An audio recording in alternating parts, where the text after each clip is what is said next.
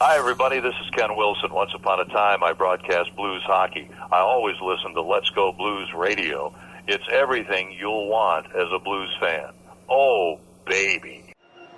Are you a first responder, a veteran, a doctor, a nurse, a teacher, or a Let's Go Blues Radio listener? Of course you are. If you're in the market to buy or sell a home, call real estate superstar Mike Burgoyne today at 314-753-4060 or email him at mike@strikewithmike.com to earn special rates today.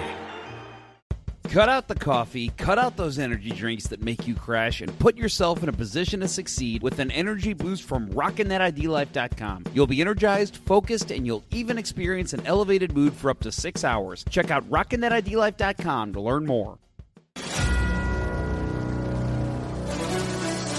Get ready to hear some noise tonight. You're just seconds away from Let's Go Blues Radio. The Blues score! Oh, baby! The Blues score!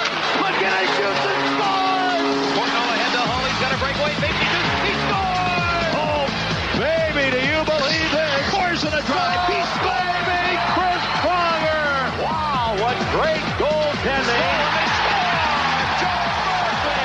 The Twister! Jacob hits the hit. Sellout crowd. Oh, baby! Let's show this prehistoric bitch how we do things downtown.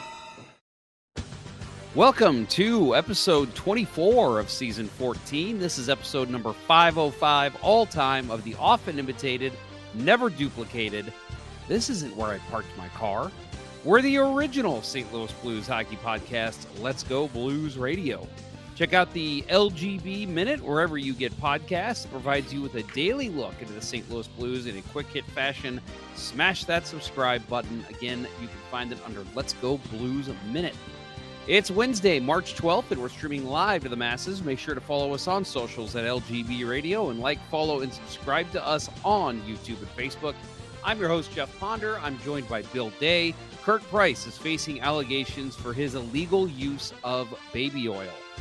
The agenda for tonight includes news about a young goaltender named Colton Ellis, the Blues playing their best hockey of the season, the team not making a move at the deadline, and more on this religious damn it, I knew I was going to screw this up. And more on this religious epiphanosity of Let's Go Blues Radio. Do you know where that last reference comes from? I do not. That is Don King. That was one of the things he said when he was promoting a fight. Religious epiphanosity.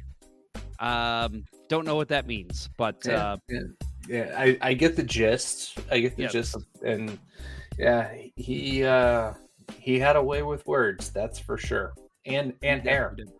And hair, yes, he had excellent hair, for sure. I don't know if excellent's the right word. He had interesting hair. We'll say that. Yeah. All distinctive, right? His vocalizations and his hair. You knew who was talking, and I honestly did like him. I really enjoyed the way that he promoted fights. I thought, I was not a boxing fan. You know, I would watch some of the big ones like, you know, Tyson, Holyfield, but like, I just always enjoyed him. Whenever he was on the microphone, I'm like, this guy is. I want to be able to work a crowd like him when I'm older. So obviously, I can't even say one of his phrases. So clearly, I did not earn that. But you have a long way to go. A little bit, yeah, a little bit. I mean, he was older. He was a guy that like in his 40s and 50s when he did that. So, you know, maybe I still have it in me. We'll see. I think he was probably in his 60s when he said that. That's probably true. That is probably true. He was probably older than that. Our friend Trees, who destroyed Kurt's yard last week, he says, he says our hosts are facing allegations of being late, but I did just move all the stacks of books to start going through them during the show, so I'll let it pass. Stacks of books. Is that a reference to something else he said to us recently?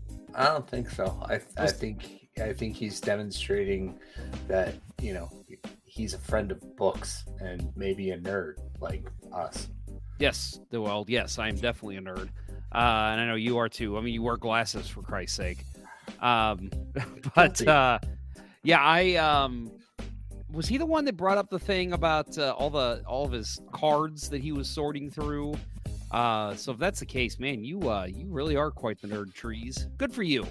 Nerd is a good thing nowadays, the way I see it. Bill, how are you? How's your week been? Oh, well, it took me till Monday before I was moving without pain after my substitute appearance last week.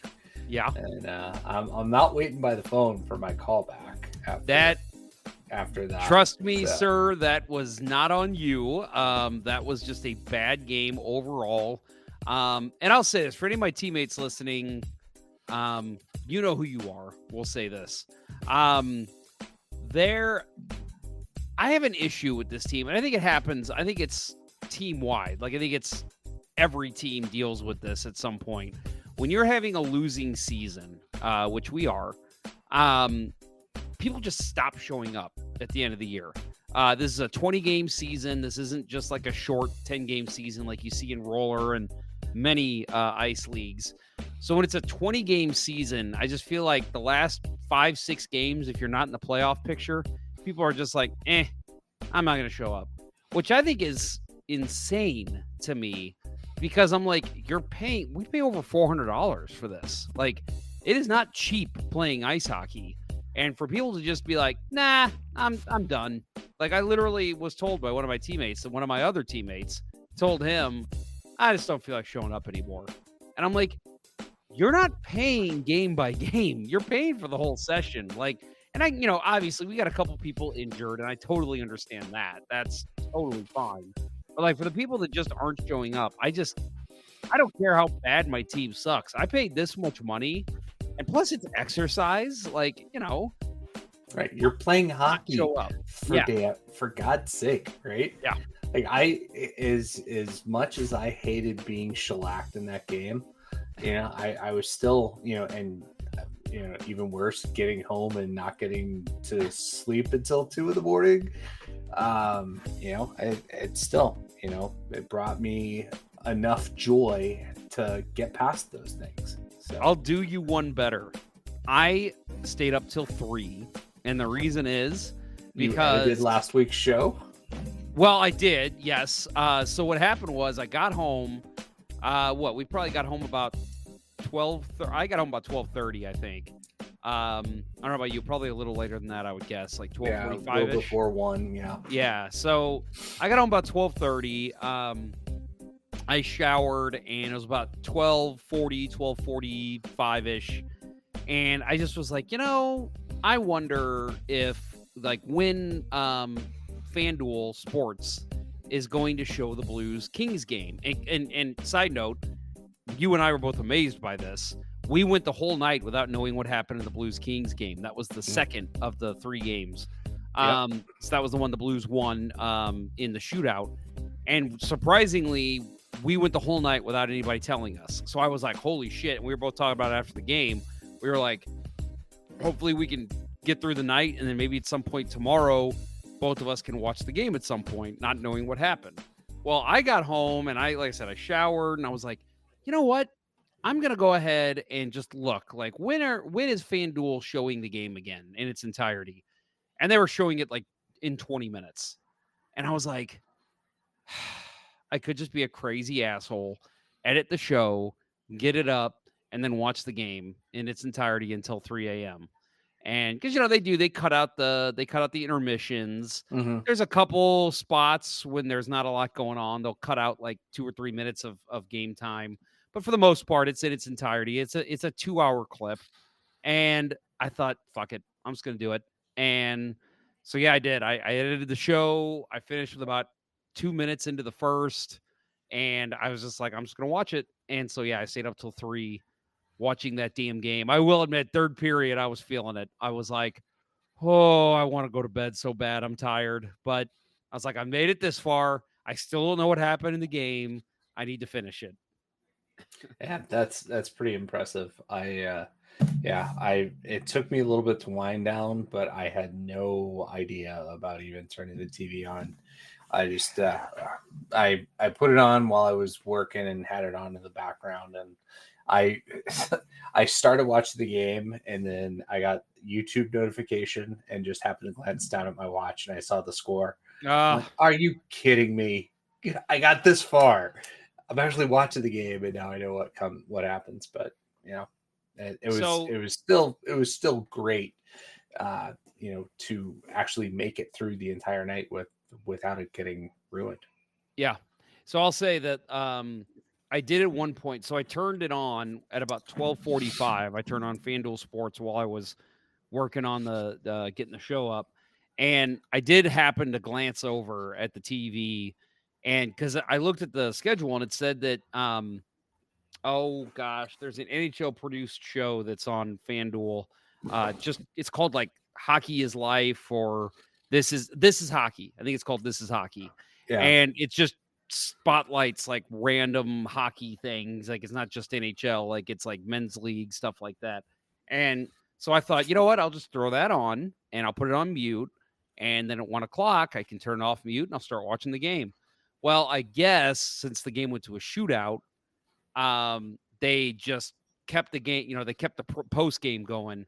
So I did turn it on and it wasn't on mute yet. And I did hear say, I think it was Joey Vitale said something about what a game. And I was like, oh shit. And I like quickly hit the mute button. I did see that the Kings had 2 goals. That was all I knew. And I was like, okay, I don't know if the Blues won. I would imagine they did if Joey Vitale was that excited. But I was like, hopefully I can get through this only knowing that the Kings scored 2 goals. So anyway, not your fault in the game. I brought up the thing about guys not showing up because we only had 10 skaters in that game. Yeah. Everybody was gassed by the third period. And and we were only down 2-1, 3-1 going into the third. It was 3-1. And then they just started cherry picking and and we didn't play a defensive game at all. So no, because I'll admit at that point, and I didn't play goal. Yeah. Well, and I even told the guys at that point, I was like, guys, we're gassed. We've got to try and play offense. I moved one of our forwards who has never played defense his entire life. Decent back checker, but a guy who's never played the position. I did move him back to D because I said this way we'll run 4 forwards when you're out there. And of course, right when I do that, they scored just an easy goal, tap in on front on you. You had no chance. And I did feel bad because I did say to him or say to you right in front of him, I was like, I'm sorry, man. We got a forward play in D. We're trying to play offense here. And then his name's Steve, and Steve's a great guy. Don't get me wrong. And he just was like, huh. I looked at him and I go, I'm really sorry. That's not how I meant it. What I meant was we're literally not even thinking about defense at this point. So please don't take that personally. Yeah.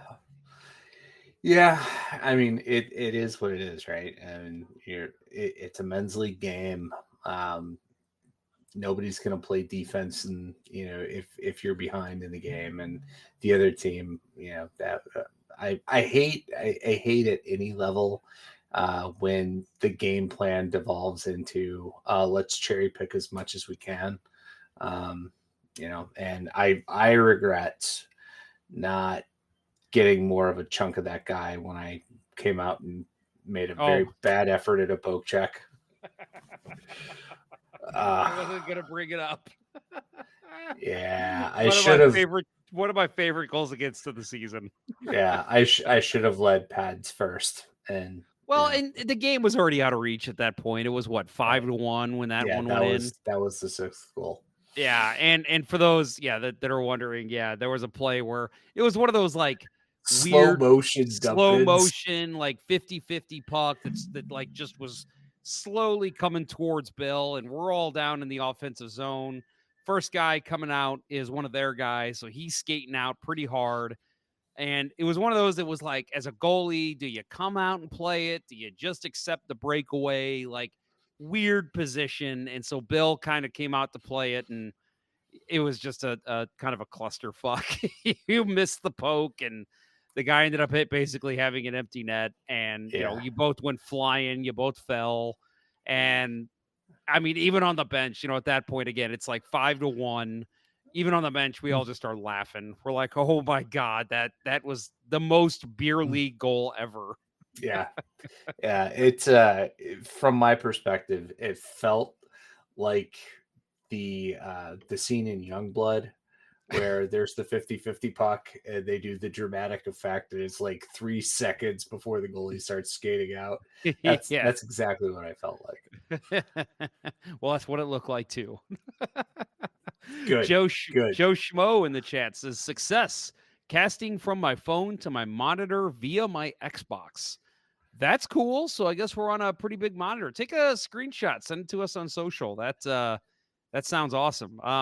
Yeah, I've done that to my wife before. I've just like, she'll be scrolling through YouTube, and so I'll take my phone and it's connected to my TV, and I'll just like, she'll be in the middle of watching some video, and I'll like quickly put on Let's Go Blues Radio, and I'll be like, "Oh, honey, you want to watch the show, huh?"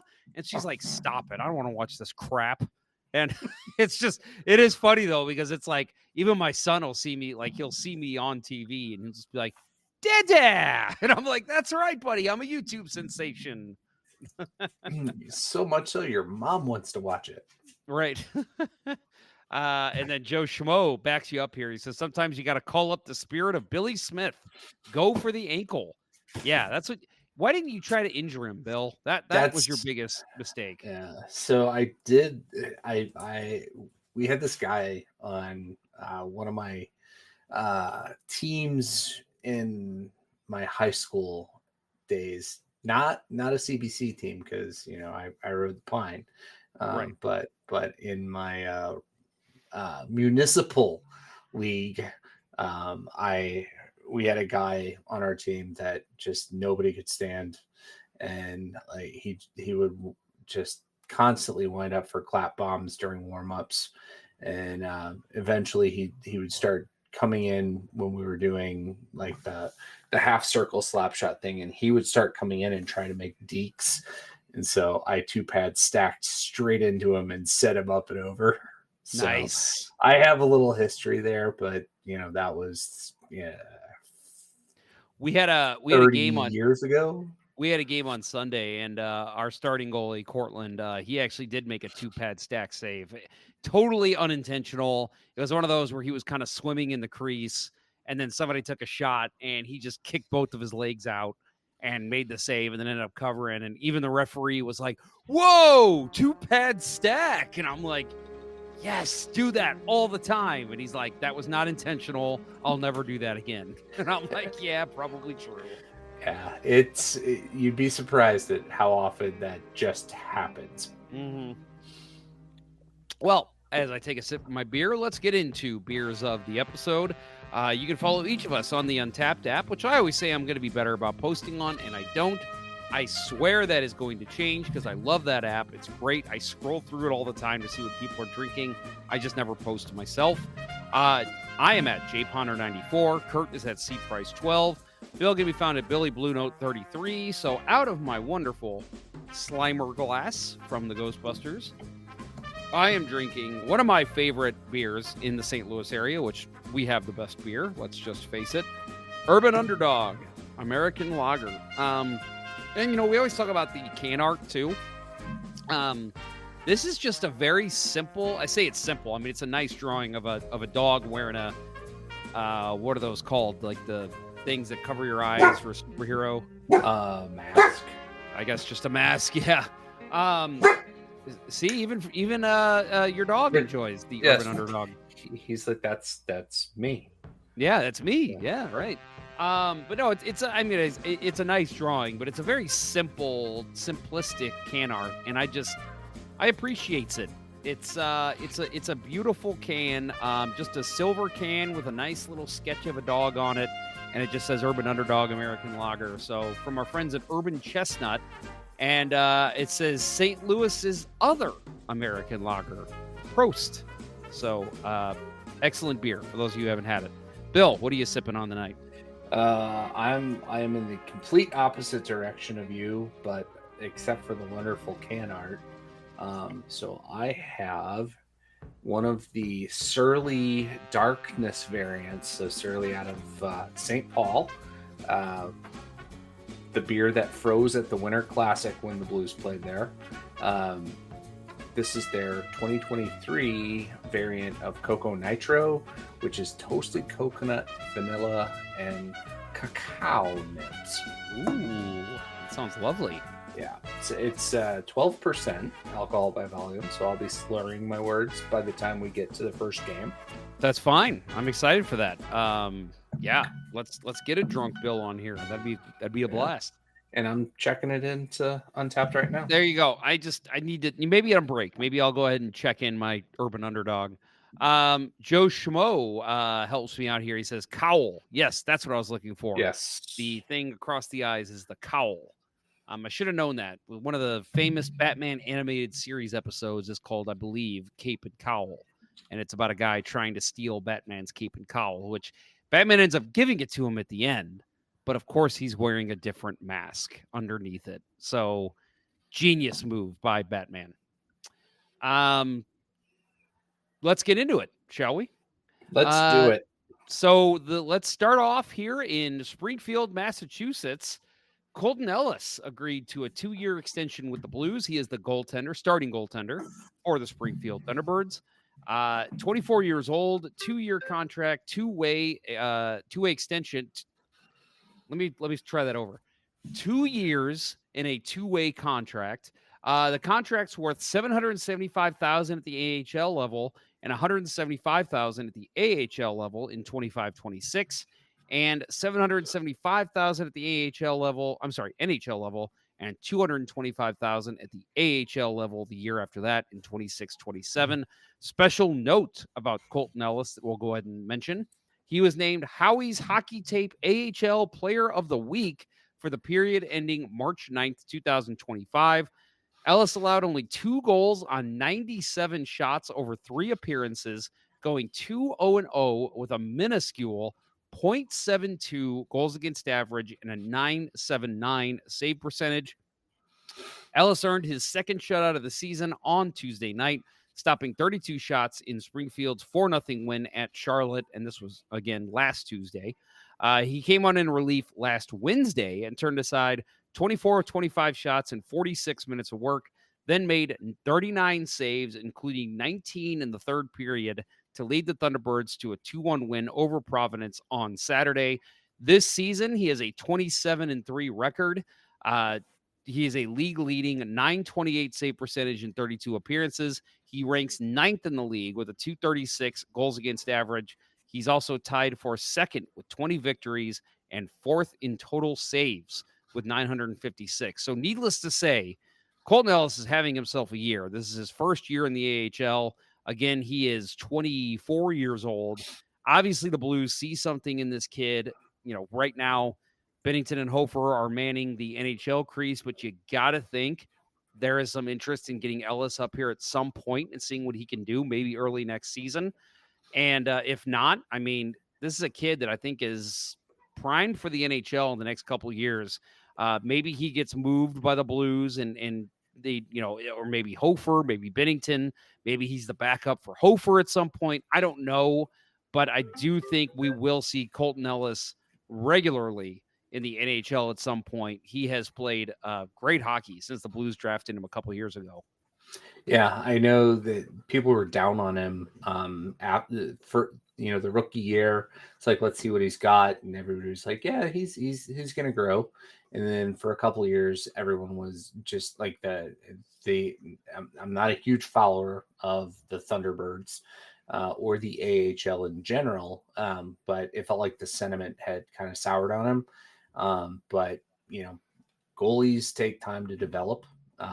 Matt MLO in the chat says already 24, right? So, but I don't have a problem with that. I don't have a problem with letting goalies develop at their own pace. Look what happened with Binnington. Yep. So yeah, I think this is good. If we happen to suffer an injury in the crease, you think he's going to be the guy that gets the call up.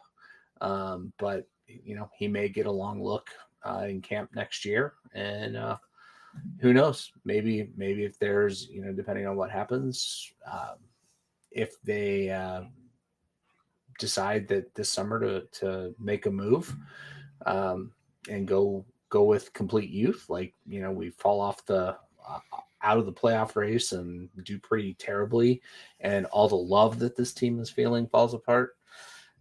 Maybe you've got your guy that's going to be back up here next year. I don't think that'll happen, but always good to have a quality bullpen of goaltending. I love this. You know what? I'm going to give a comment of the show. Divide by zero. To me, stopping pucks is where the rubber meets the road with goaltenders, not their trips around the sun. Very well put. Yeah, I agree. And you look at a guy, the name that comes to me always is Dwayne Rollison, right? He was good, and then he became great when he was like 30? I mean, he was older when he started starting in the NHL. Right. And it's the same with like Craig Anderson was another guy backed up forever. And then all of a sudden he's a starting goalie, one of the best American goalies we've seen in the last 20 years. Yeah, those are two great examples. Rollison, had to kind of go in the 05-06 playoffs to bail out Tommy Salo when he got injured for Edmonton, and Rollison stole the show, took that to Game 7. Prior to that, he had emerged as a NHL caliber goalie, top, a 1A kind of goalie in Minnesota, and then hung around. Like I think he was still around trying to play at 41. Anaheim signed him. He never got a game, but yeah, don't sleep on goalies because of age. That is a great quote. Glad you gave him quote of the show. Yeah, of course. Yeah, it looks like, his last season, it was in Tampa, 2011, 2012, 31, 13, and 16. That's not bad at all. I'm sorry. Nope. I read that wrong. He backed up. So he was actually 13, 16, and 3. So numbers not great. But the year before that, he was 18, 12, and 4. So still playing well. Yeah, and right here it says on the NHL page, Dwayne Rollison didn't make his NHL debut until about a month after his 27th birthday, but played more than 600 games for 16s during a 14-season career in the league, playing until he was 42. So yeah, it's still, I mean, he was starting for Tampa when I think it was Ben Bishop was hurt, and they had no problem rolling with Rollison. Rolly the goalie. So let's see. I'm bad at math. So in 2012, when his last game was played, he was born in 69. Bill, help me out here. 2012 minus 1969. He would have been 40. Well, he's 42. Yeah. When he played in his last game. I mean, that's super impressive. Yeah. Long story short, don't judge goalie by their age. Nope. Look at Bill. Bill's making a comeback, and he's 49, folks. I mean, that's something. 49 going on dead. But no, I am excited to watch Colton Ellis when he finally gets a crack at the NHL. From what I've heard from those in Springfield, watching him on a daily basis, he is fantastic. Actually, Matt MLO12 says Ellis is fun to watch, I tell you. Yeah, so obviously Matt's watched him. And then his backup, Zhurenko, is a big Russian bastard, but took a step back. That's what Matt says. I think going into the year, the plan was Zhurenko was the starter. But Colton Ellis took it from him. So clearly he's doing something right. Yeah. I love the one thing I loved about Zhurenko that first year that he was part of the Traverse City tournament were the pads. Right? He was the first Blues goalie to embrace the print technology and had the blue notes on the pads. I love that. But hopefully, with Ellis playing the way he is, he's going to be the favored guy. That we ever see Zhurenko, become part of the tandem here.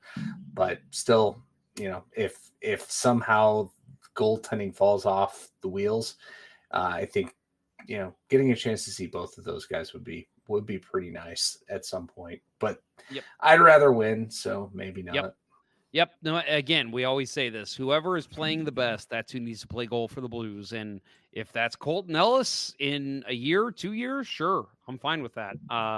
We'll see. But Matt also adds, Matt Emelo, 12. Jurenko is 6'4", hasn't looked great. Ellis is 6'1", but he's just so square to everything. Bill knows better than me, but Colton Ellis looks like a gem.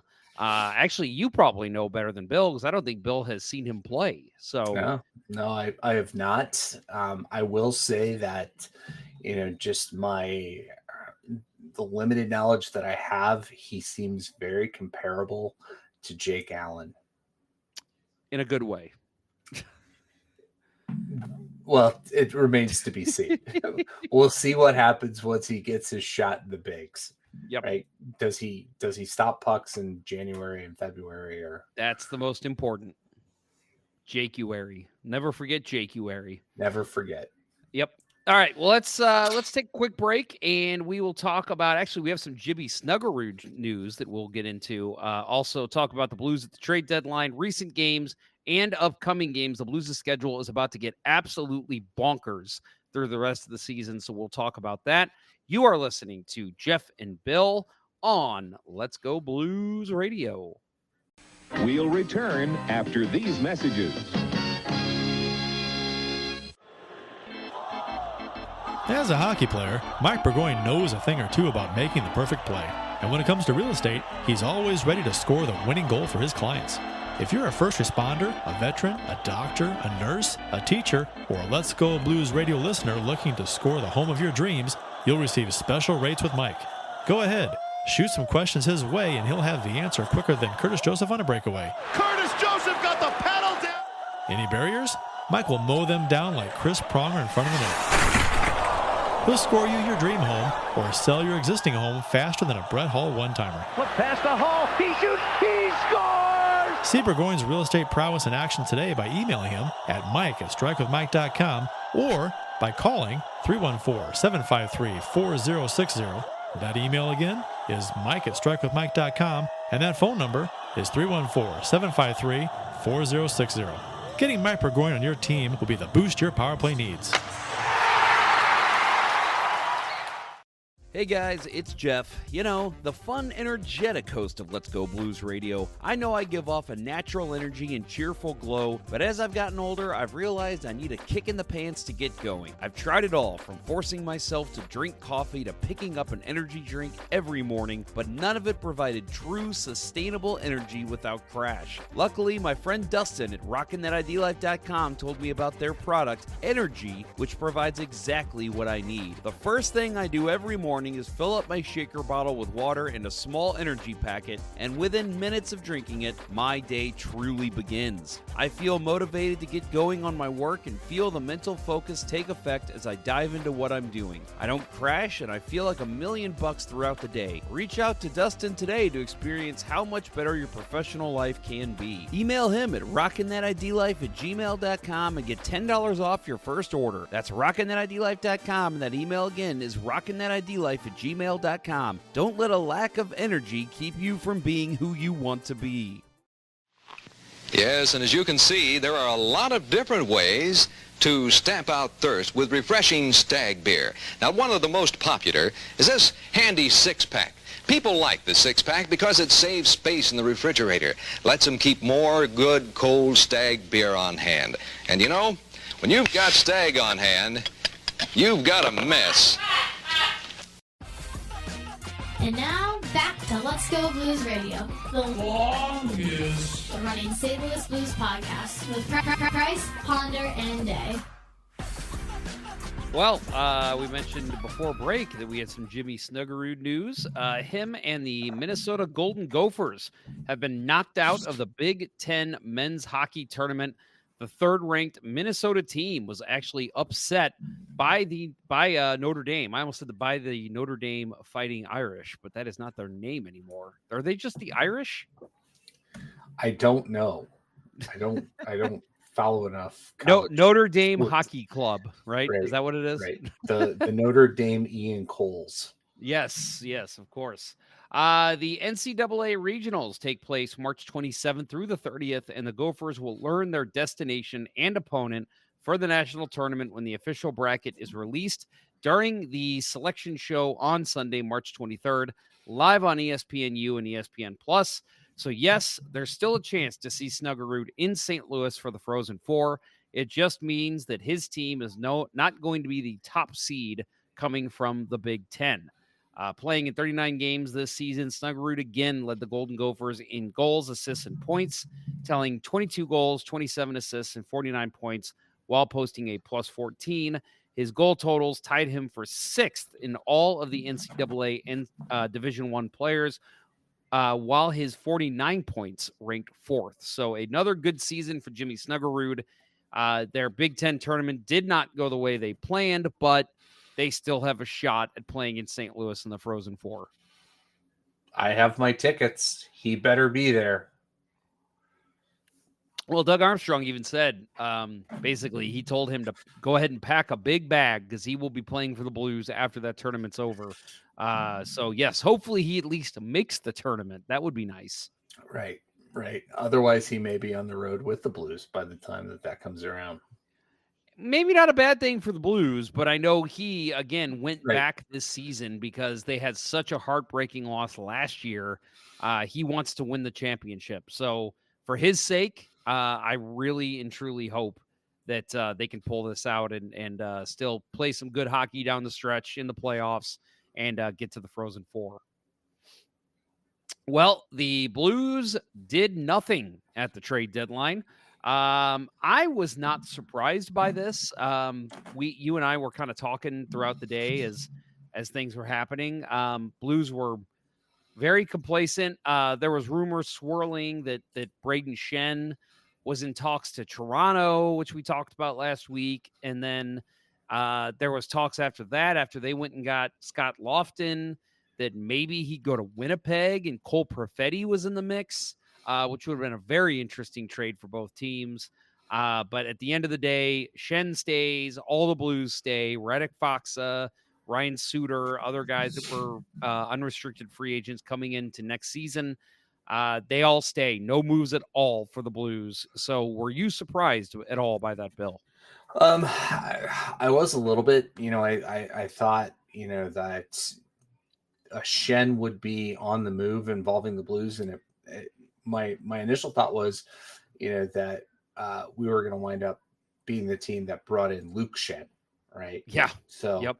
That with the Parayko injury in the game Wednesday night against Los Angeles, right, opens up a big right-sided hole on this defense. So thought they might be in the market, but I think that just happened too close to the deadline. Yeah. And the pieces were already moving with Shen getting moved from Nashville to Pittsburgh, and Pittsburgh, had their shopping list out and went to town. But then when you saw Luke Shen go to the Jets, you thought, oh, are they going to load up and try to bring in Braden, right? Yep. And then that's the rumor started coming out. And at the end of the day, the thing that I loved the most about the Blues not doing anything was the message coming from the players, right? Shen did not accept a trade to Toronto, right? That not Luke, but Braden, right? There was a trade to be made with Toronto, and he wouldn't waive his no trade clause to go there. And allegedly, but he came out and said, Bennington came out and said it, that everybody's playing for each other right now. We love the vibe in this room, and we're just going to keep playing for one another. Yeah. And Doug Armstrong, he's actually said this in a way before, but his press conference after the trade deadline ended was basically that this team is showing me right now who they are, and they want to play for each other, and I need to let them. GM is in so many words what he said, and I think he's 100% right. Well, Jordan Binnington, after the Blues shootout win against the LA Kings, which we'll talk about in a minute. He said, we've sent, this was Binnington's comments after the game, we've sent the message that we love each other and we want to find a way in this locker room and build for right now and the future. I think the message is there, but all we can do is focus on what we can control and just do our best every single day. They're doing that right now. I mean, they have played insane hockey since the Four Nations. They look like a completely different team. This is the team I think we all thought we were going to see under Jim Montgomery when he was signed. And obviously it's not going to change overnight. And I don't think anyone really expected this to happen even before Four Nations.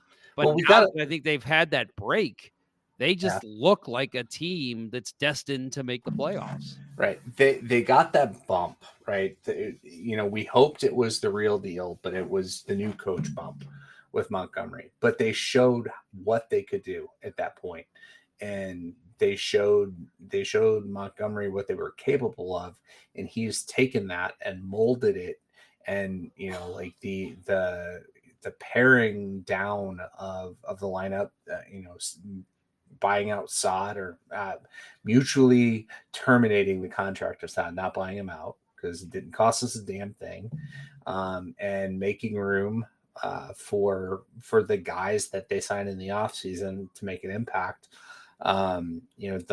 There's cohesion in the lines for the first time this season, right? You've got the WTF line is impactful every time they're out there cycling the puck, and now having that solid third line of Sundqvist with Bolduc and Matthew Joseph. I mean, they look great, right? The speed offsetting the slowness of Sundqvist. We talked about that last week, and Holloway filling in with Shen, right? They look good together. Everything seems to be rolling now. And getting the defense back and healthy, right? Not that we ever expected Nick Leddy to be a missing link on this defense, but since he's been back, there's just been like that calmness that we can get out of any situation for the most part. Yeah, and I'll admit and we'll talk about Parayko going down, but for Blues fans know that happened in Wednesday's game last week. So it was announced, and then it was like, okay, so what do the Blues do now at the trade deadline? Do they just say sell it off? Which there was some people saying sell it all off. This team's done without Parayko. I don't believe that. We've seen teams rally around an injury before. We saw this team do it. There was a couple of years ago with the whole COVID thing when like every single top player was out for the Blues, including Binnington and O'Reilly and Perron. And they played excellent hockey. I want to say they had like a 5-game winning streak with all those guys out. And it's like, I'm not saying that, that's expected with an injury, but I mean, it's not crazy to assume that could happen.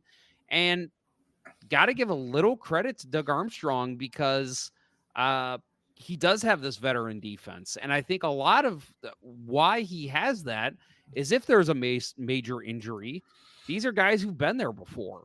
You're not getting Tyler Tucker getting 25 minutes a night. You've got, not my favorite player, but Nick Leddy is playing good since he's been back. Ryan Suter has been a revelation this season to me.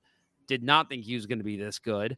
And then obviously Cam Fowler's played great. I mean, they're getting contributions from everybody. Nick Leddy scored a goal this week. Beauty of a goal, a great shot. And I did see, and Matt MLO 12 says here in the chat, Rasmus Dahlin asking for a trade. I seen that today, but probably bullshit.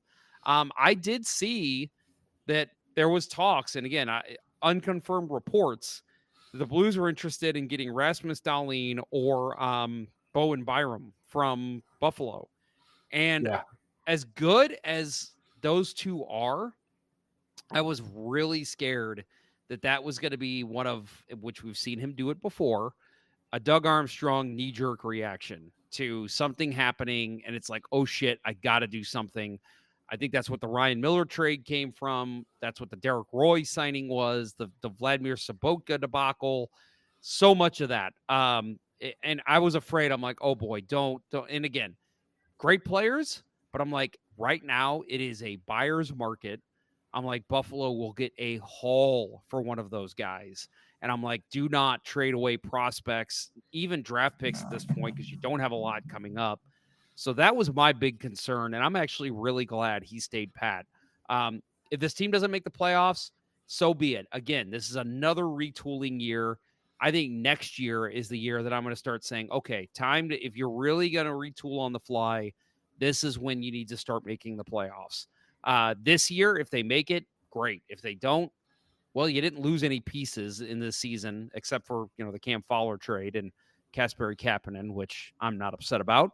So yeah, I just think it was a smart move for them to stand pat. I think even if Parayko wasn't hurt, I think I still would have been very happy with him not making a move, because this team, they're not a Stanley Cup hopeful. They want to make the playoffs. And obviously once you get in, anything can happen. But I think this team is showing their true colors right now. Not saying they're going to go, 18-1 to close out the season, but they look good. And I think you don't mess up that chemistry right now. Yeah, the idea of bringing in, a former number 1 overall pick like Tellin or, Bowen Byram, who tore us up when he was with the Avalanche, right? That's enticing on paper, but it's like, where would Byram fit in on this defense? We're already left-hand D heavy. I don't think we're unloading one of our left-handed D guys, in that trade. So as much as, the NHL video game series trade GM that I'd love to be when I played those, it entices me to get such a young, talented guy that's just fallen out of favor and probably needs a winning environment to be successful. I mean, if that were the case, everybody in Buffalo, right, probably should be traded.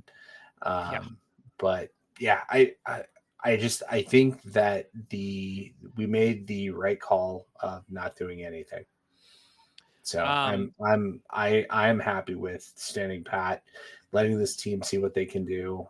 Hopefully we're in the playoffs and Parayko's back after, the first week of playoffs. But if the Blues make the playoffs and Colton Parayko comes back, it's like making a trade.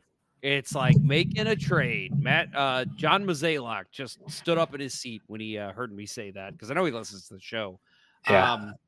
No, I will say, man, and I know Kurt has bitched about this countless times on this show, which I completely agree with him on. I literally saw people on deadline day saying, trade Foxa, trade Suter, trade whoever. And last year I agreed with that. I thought, move whoever you can. This team's far enough out from the playoffs at the time that I'm like, it makes sense. Let's make some moves. They played well after the trade deadline, got close to the playoffs. But this year especially, I cannot agree, or I can't disagree with that more. Because people were saying, like, this team needs to start losing games. I literally saw somebody say, they're winning too many games. Trade off any assets you can, because you're not going to win a cup when you're a team that's a fringe team. You need to have high draft picks to win Stanley Cups. Yeah. And I'm like, that is one route for sure. I mean, we've seen Pittsburgh do it. Sure. Explain Vegas. Look at Edmonton from the other side of it. Edmonton's had how many years did they pick number 1? Right. And they still haven't got shit to show for it. Right. A game 7 in the Stanley Cup final. Right. That's what they've got to show for it. But, this Blues regime that, I know Armstrong wasn't the one that drafted Eric Johnson, but we haven't had a top 5 pick since Pietrangelo. And we've, he was the only top 5 pick we had on our team when we won the cup. And, having those mid-round guys, we're always somewhere, between, like 13 and 20 for the most part. Right. And we've been pretty successful. Jaden Schwartz, Tarasenko, now on this roster, Jake Neighbors, right? Yeah. We've been successful with those. Armstrong's not a draft builder, right? He's not, he's gonna make trades, right? He's a, I used to call him riverboat gambler, but he's a very calculated trade guy, and he's really good at it on the whole, right? So that idea of just selling off to try to get as many draft picks, like that's, those are the guys that are just, just the people that want that, all they do is, go over the hockey news draft edition and drool over every person that's in there, right? You can sell yourself that everybody's the next Wayne Gretzky, and it's, it's a crapshoot. Well, and I've always said this whenever Kurt talks about this is, to me, like, I get long-term success. I get, if you're a fan, you want your team to succeed for a long period of time. Yes, the one Stanley Cup in 19 was the greatest feeling in the world for Blues fans. Don't get me wrong, but like, you want to see this team in the Stanley Cup final 10 years in a row, if it's possible. You want your team to compete every year. So I get saying, like, I want this team to kind of suck for a little while so that way they'll be great. But to me, being a fan of a team, just fandom in general, this is entertainment. Like, it's not entertaining. I lived through 2006. Did I have fun? Sure. It was still hockey. Tickets were like $4 to get into the Enterprise Center. That was fantastic. Don't get me wrong. But like, the team itself was not that exciting to watch. And even for a couple of years after that, like, this team's entertaining right now. Even before this stretch after the Four Nations face-off, this team's been exciting all year. They've been in the race. They've been interesting. They've had some big games. They've had some heartbreaking games. This is all about entertainment at the end of the day. I'm entertained. Bill, you're entertained, right?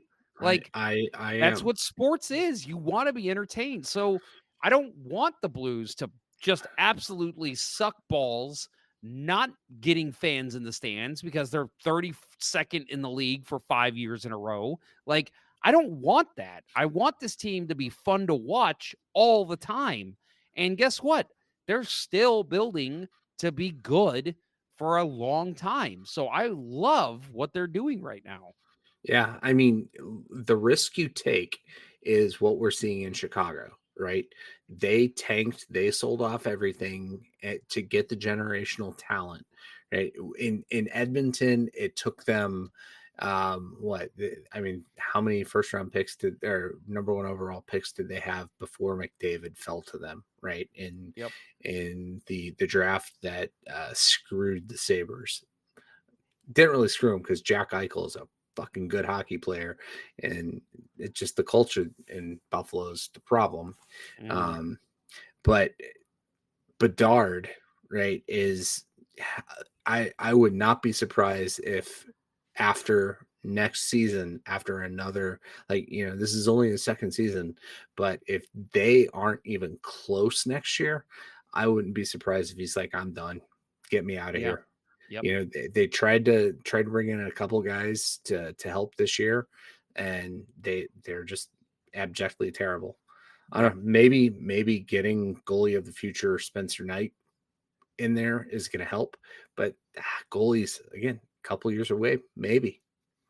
Yeah, I think Matt MLO12 is agreeing that he is entertained. He says we're entertaining now, and I think the kids will come in and make a difference.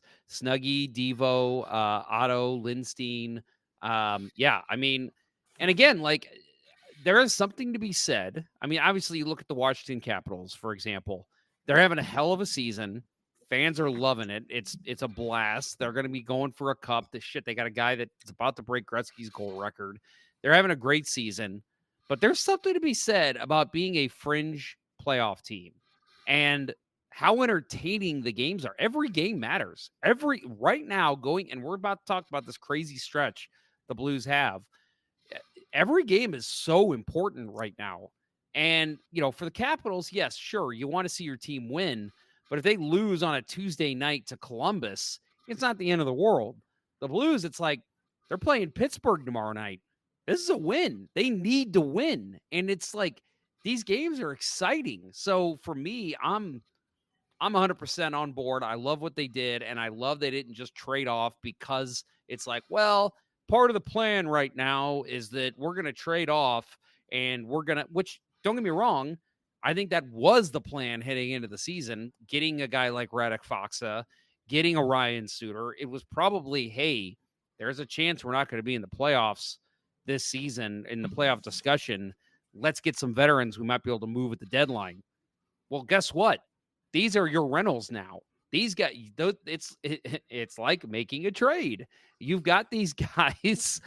I don't actually believe that, but you've got these guys on contracts that are about to expire that want to make it to the playoffs, and so it's exciting. It's fun, and I'm all for it. I think the Blues did a great thing with what they did at the trade deadline. Yeah, yeah. I mean,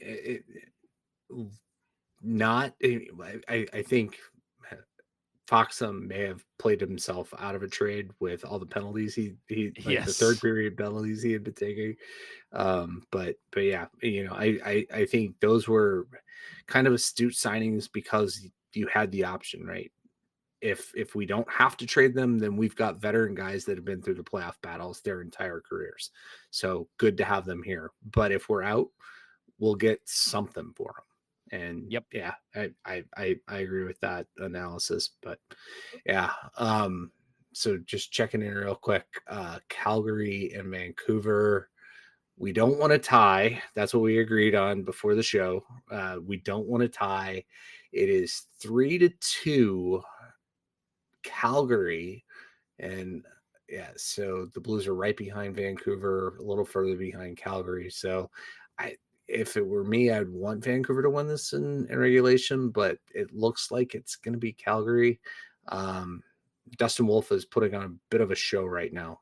Vancouver's been pressing, and the little guy with gumption's making some big saves. Oh boy, there it is. There it is.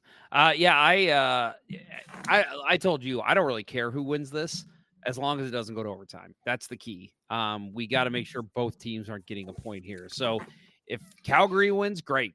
If Vancouver comes back and ties it, I just hope there's one more goal before overtime. So that's all I'm rooting for at this point, because I think the Blues could catch either of them.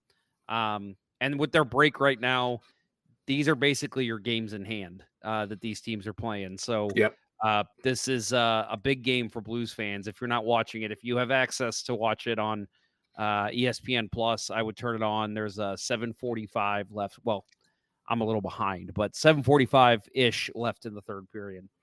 Yeah, I will say I did think of a better outcome for this game, that Connor Garland and Nassim Kadri get into a stick swinging match, both get 10-game 10-game suspensions and injured. That's the best outcome to this game I could think of. I was gonna say like a lightning strike or like electrical failure, and the game just can't be played, and the NHL is like, we're not gonna reschedule. That would be the best outcome, but I don't think that's possible. No. All right, so let's get into some of the games from the past week. These are all a little while ago, as we've had quite the break right now, so we'll go through these relatively quickly. And again, I want to talk about the upcoming schedule and what the Blues have to finish out the season, which is daunting. The Blues defeated the Kings for the second time in 5 days last Wednesday. They won this one 3-2 in a shootout. We've talked about this game already a little bit. At this point, the Blues were 6-1-1 in their past 8 games. They are 4-1 in shootouts this season. So when the game goes to overtime, oh no, God damn it.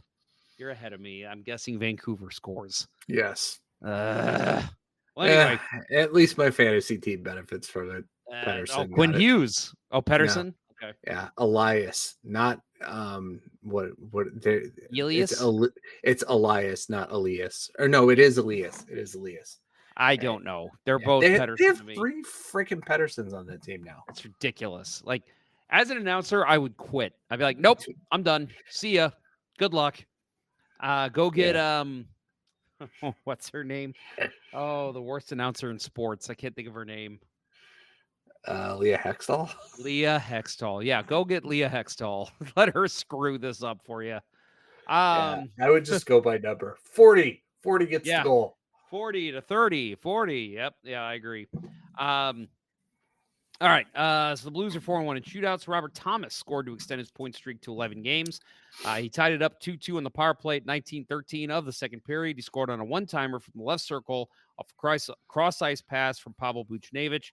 It was Thomas's 15th point, fifth goal, and he has 10 assists as well during that streak.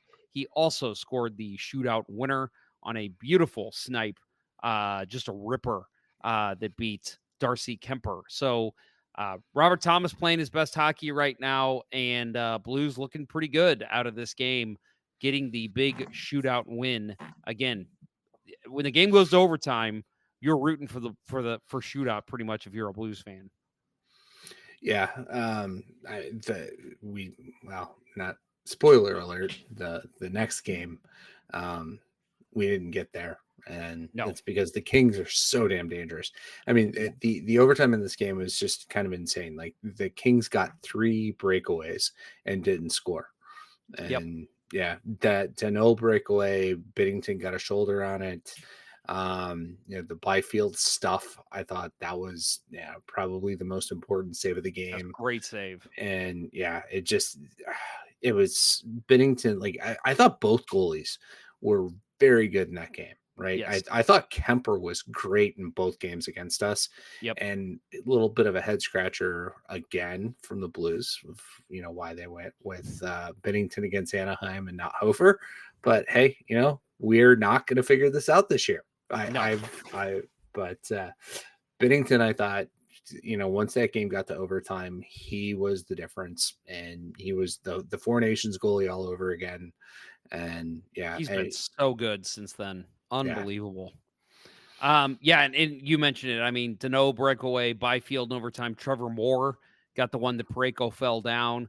I thought just such discipline from Binnington. I was wondering what you were going to pick because there's so many options. What you were going to pick for save of the week this week. It was not from this game, so we'll get to that later. But I thought that Trevor Moore one, especially, you mentioned the Byfield stuff. That was Binnington just playing big in his crease and not allowing Byfield anything as he came in across from the right side. But the Trevor Moore breakaway was the one I really liked that one as well because it was clear Moore was trying to get him to open up. Binnington just would not open up at all. It was like, no, kid, you're making the first move. I ain't making the first move. And he still tries to go 5-hole. Binnington, and that's the thing too. That was far and away breakaway. Like the closest blue was still at like the blue line when he makes that save.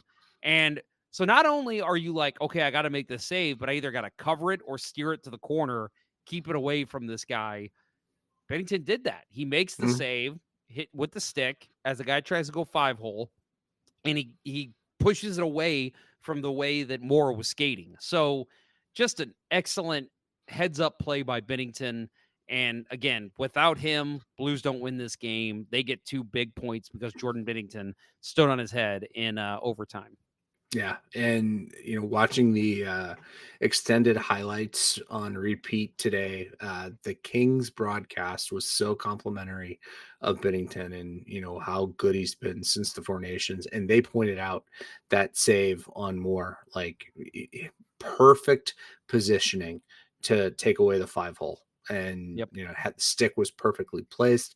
If you go back and watch it, the way that he kind of overlaps his pads, puck was never going to get through there, and it's like he baited him to go there and gave him nothing.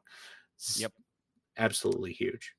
So I mentioned the Trevor Moore breakaway. Parayko fell on this play, kind of limped to the bench. We did not see him again after this game. It was revealed, and I don't know if that was the play because it did seem like there was a couple plays that he went down on one knee and it just did not.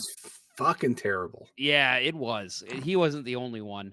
And I'll add too, he had a huge assist in this game on the Jake Neighbors goal. Stepped up, intercepted a pass, threw it up the boards, and then Neighbors just made an absolutely sick play coming in on a 2-on-1 with Buchnevich, faked off the pass, and then opened up the shoulders for Kemper and just roofed it. Beauty backhand. But still, great play from Colton Parayko on that one. Well, after this game, it was revealed Parayko was set to undergo a scope on his left knee. He'll be reevaluated in 6 weeks. Parayko's dressed in 62 games for the Blues this season, posting a career best 15 goals and a career high tying 35 points. In his place, the Blues did recall Matthew Kessel. So when this happens, again, it's before the trade deadline. They announced it Thursday morning, and it's, I'll admit my first thought was, oh, shit, season's over. As a Blues fan, as good as Parayko's been, that was such a blow. But again, it made me remember, hey, teams have rallied around injuries before, and we'll talk about the next 2 games. Clearly, the Blues played well in those, but a huge, huge loss for the Blues, losing their top defenseman.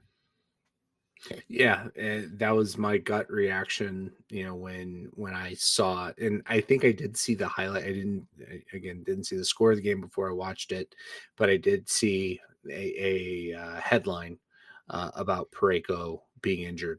And so, yeah, when I saw that happen, I'm like, what happened to rookie year Gumby knees Parayko? Yeah. Right. That play against the Islanders where like, oh, his career's over. And he didn't miss a shift. I seriously did. I know we've talked about it on the show before. I seriously thought his career was over when that play happened. Yeah. I'm like, knees don't bend that way, right? Yeah. And like you said, the fact that he even came back out the next shift, I'm like, this dude is either made of rubber or he's a robot. And they just like inserted a new knee on him because good Lord. Yeah. But didn't get that luck this time, apparently. Yeah. At age 31, it doesn't, age is catching up with him a little bit. He's put a lot of miles on that. And it's such a shame. He has been revelatory. Made the Four Nations team and looked good playing with all those top flight guys. And whether it was homerism or not was Rivers in the broadcast leading up to that game was talking about him for Norris consideration. Like, don't even talk about the Norris because it's going to Cale Makar, right? Oh, his career could be over tonight and he'd probably win it for the next 3 years. Yep. He's the next Nicholas Lidstrom. He's going to win every year. Lidstrom, for those who don't know, his last Norris, he won it with a minus rating, which is just bonkers. And I know plus minus is not the end all be all for defensemen, but you never see a minus defenseman win defenseman of the year. He was winning it on reputation at that point. He really was. Yep. So next game, the Blues edged out Anaheim in a 4-3 win on Friday. Cam Fowler had 2 assists in his first game in Anaheim since being traded. Braden Shen was the talk of the day. There was, again, many rumors surrounding him possibly getting traded. The rumor was, and Bill brought this up, that he was asked to waive to Toronto, and he turned it down. Jeremy Rutherford, friend of the show, did ask him, and he basically declined to comment. So, but rumors suggest that's what happened. Well, the captain comes out and scores 2 goals in this game. Again, all this after the talk surrounding his name on deadline day just goes to show how much of a professional that guy is. We called last week that Alexei Toropchenko was going to score his 2nd goal against the Kings. Well, he decided to wait a night. He did have a chance. I don't know if you remember. He did have a very good chance against the Kings Wednesday night. And I thought, oh, man, Bill and I were so close. Yep. It was first period, I believe. And I'm like, oh, and then he kind of disappeared after that. Yep. But he did score in this game, his 2nd goal of the season. Let me ask you, I thought it was a bad goal on Dostal. He was screened by Trouba, but the shot was pretty far out, and it did go through Trouba's legs, but I thought he had enough time to pick it up, and it just It went what it went right through his arm, his Yeah. blocker side, and I thought, ooh, that's one he's got to have. Yeah, no, I totally agree with it.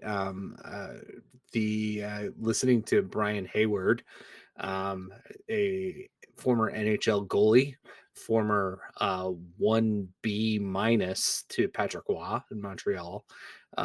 He does a great job breaking down goaltending, and he said, yeah, that yes, there's a screen, but you've got to get that puck cannot get through like that. Yeah. And I felt like Dostal, like we lit him up, ran him out of the game here in St. Louis. Guy's young. He's got, a lot of career in front of him, but I've not been impressed. And, had I really thought about it, my prediction would have been against Dostal. Because he's the easier of the two goalies for Toropchenko to beat, and he certainly did.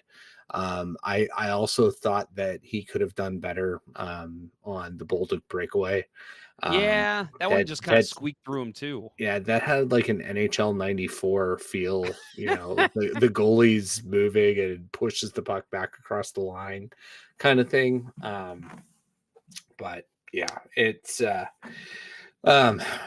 definitely, I think the Blues benefited from playing, a less experienced goalie in this game. Yeah, so the Blues have won 9 straight against the Ducks and are 13-1-0 in their past 14 games at Honda Center. Binnington's won 6 consecutive starts dating to February 8th. I know what that fuck means.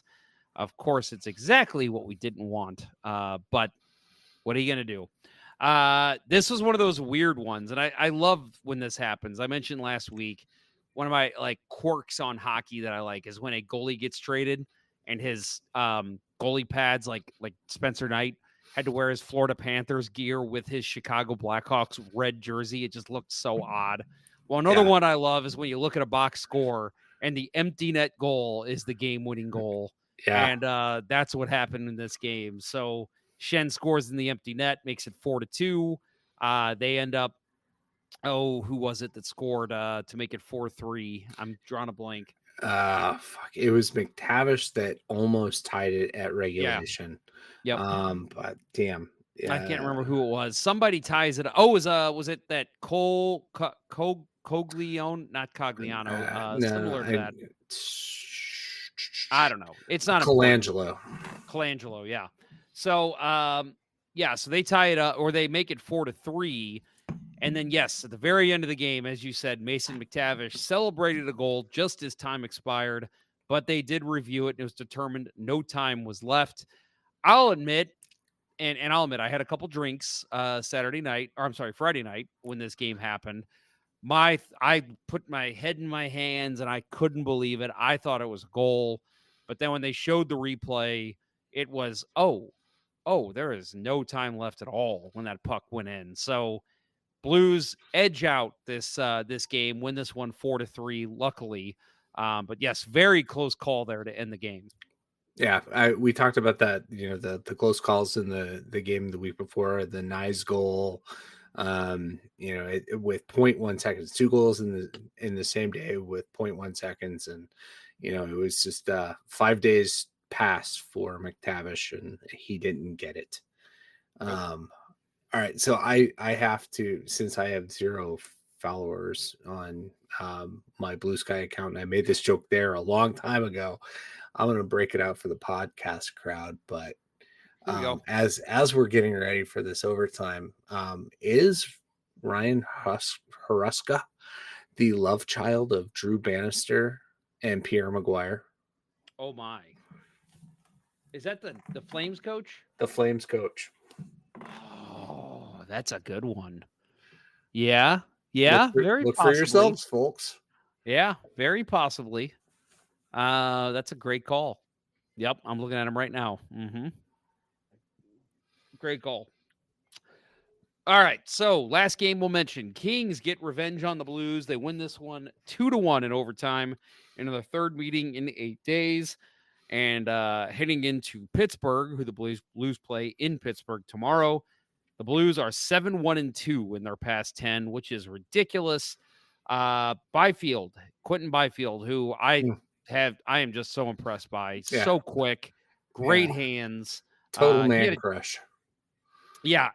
honestly, I think if I were to get another Kings jersey, it would probably be Quentin Byfield. He's just so much fun to watch. He had a chance late in the third where he danced around Ryan Suter, made a brilliant move on him, came in one-on-one on tight on Hofer, and Hofer made a great save, had to kick his leg out, made a nice save on him. But yeah, game was almost over before even overtime because of Quentin Byfield. So Cam Fowler did not play in this game as he welcomed in his second child, so he had to fly back to St. Louis. I thought that was funny because I thought his family was in Anaheim.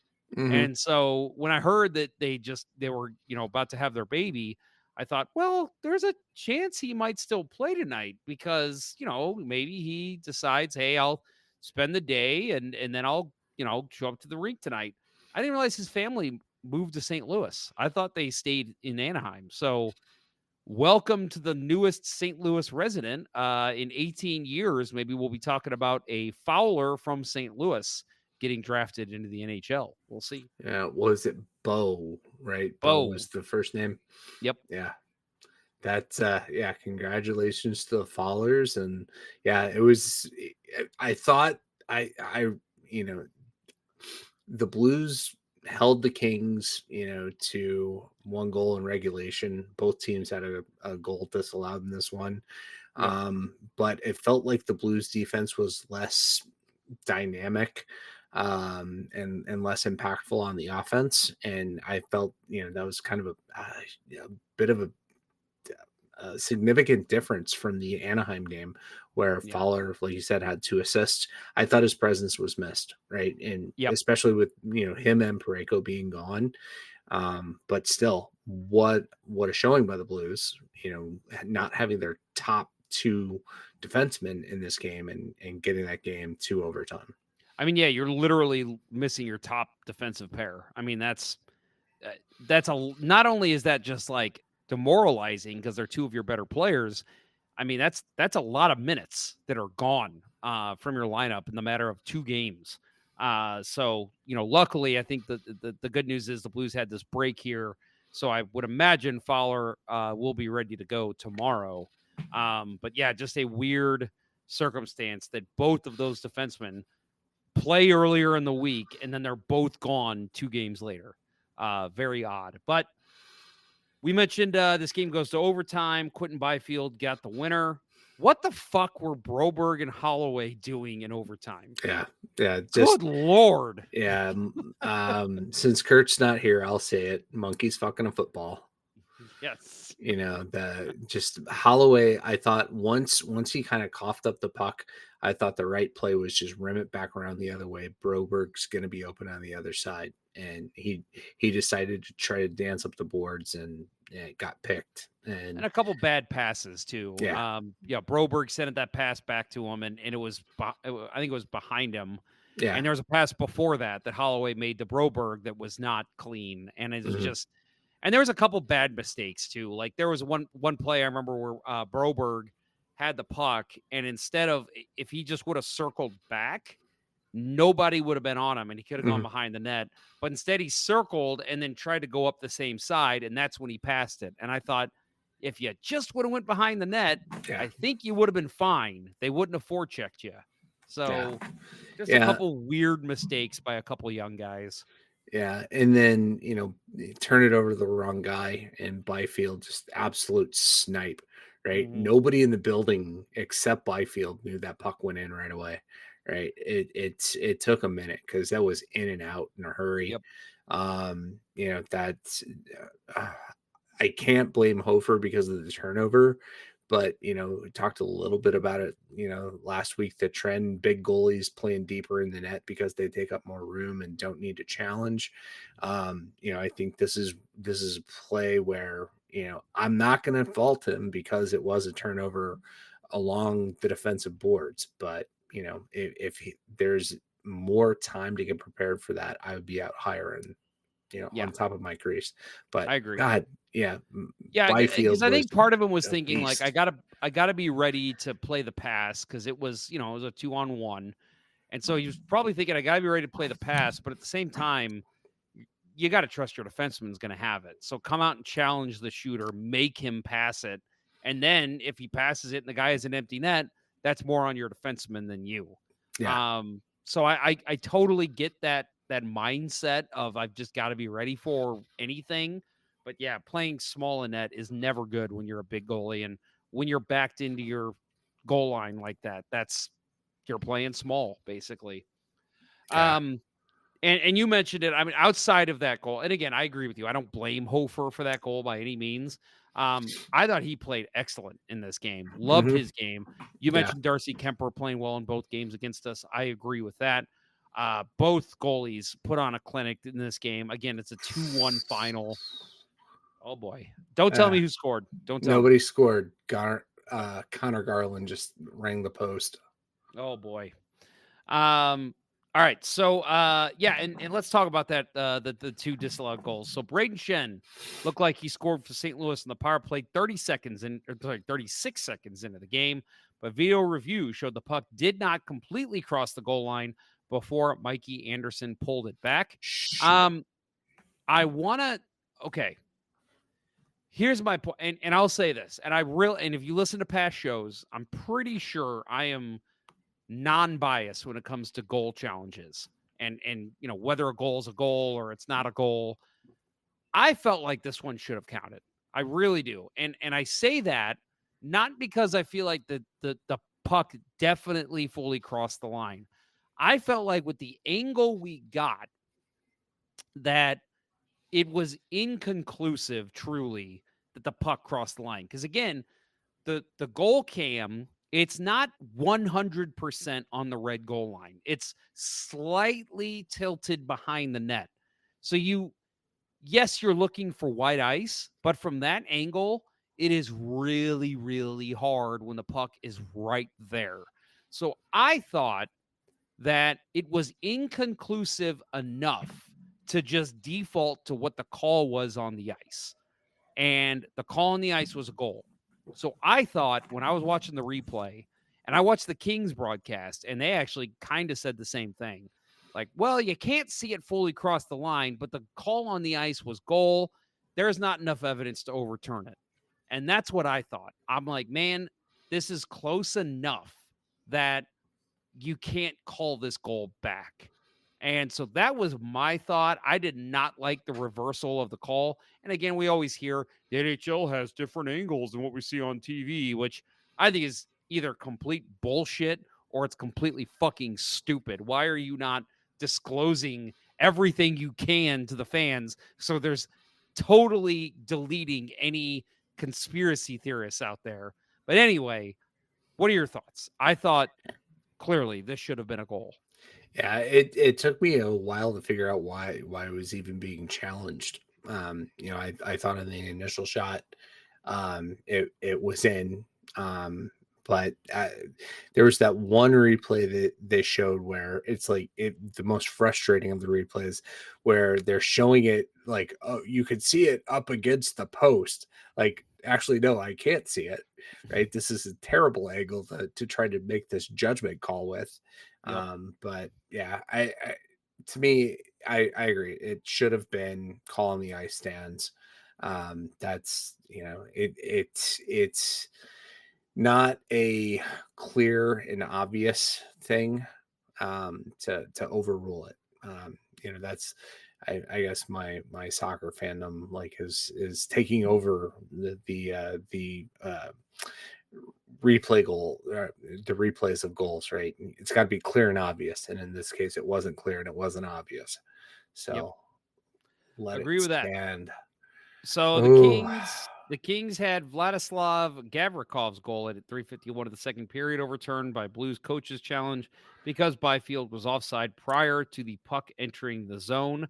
Clearly not a goal. This was one that was not a gray area. But I wanted to ask you, I when this goal went in, because I didn't see the offside, so I didn't know that there was going to be a challenge. I thought Hofer looked really stupid on this goal, to be quite honest. Tell me I'm wrong as the goalie here, but it was a weird broken play. Mm-hmm. And so, I think it was Sundqvist kind of chipped the puck, and then the Kings took it back, and it just was a turnaround, just quick shot along the ice. But I just feel like Hofer wasn't set, like he was watching the play as opposed to being ready for anything to happen in the offensive zone. He just didn't react. And I just thought when that happened, even with the challenge bringing the goal back, I was really concerned about how he was going to react to giving up a goal like that. Luckily, he played really well throughout the rest of the game, but I did not like that goal going in on Hofer, even though it was called back. Yeah, no, I agree. Like my gut instinct when that went in is like that's a bad goal, right? Yeah, it's a broken play, it's a turnover, and Gavrikov shot through a screen, but he didn't. He wasn't set, and he gave up the short side post. So, yeah. So fourth round of the shootout, tied at 1. Sharon Govich with the move, and Lincoln with the save. It's one of my favorite names in the NHL because it sounds like Sharon Go Bitch. That's my neighbor's name, so I'm gonna have to start saying that to her. Sharon Go Bitch. Yeah, and we mentioned Nick Leddy scoring with a bomb from the point, his first of the season. And of course, the Blues getting more offense from their defense, which is nice to see. And again, yeah, you could tell there was a difference without Fowler and Parayko there, but getting a goal from the defense still with those two out, very nice to see from the Blues. Connor Shitstain Garland shootout winner. Oh, okay. Well, I haven't seen it yet. I'm watching it now. I hate that fucker. Yeah, I really do. Wearing a white turtleneck tonight. Maybe we should start calling him Cousin Eddie. It's not a turtleneck. Oh, that's it's a dickie. Oof, that's a weird look. Yeah, I agree. I'll admit, and you might have noticed it. I am starting to wear the cut proof, neck, the neck roads guard when I play ice. And people want to make fun of me. That's fine, but I'm just like, if anyone should wear it, it's beer league players because we don't know how to fucking skate. So it makes more sense for us to wear them. Yeah. But it's funny because when I first put it on, I was like, oh my God, this is so restrictive. I hate it. But the minute I got on the ice, I totally forgot about it. Like I've only worn it now 4 or 5 games. It is not restrictive at all. So especially mine's the one that's with the shirt. It doesn't feel any different when you're on the ice. So I don't know. I think people who bitch about that being too restrictive are just being bitches. Bitching to bitch. Ken Morris asks, Cousin Eddie, the Munsters? No, Cousin Eddie from the Vacation series. Randy Quaid. Are you shitting me, Clark? Shitter's full. You serious, Clark? All right. So I'll have some of the yellow. Something that I definitely want to talk about with you.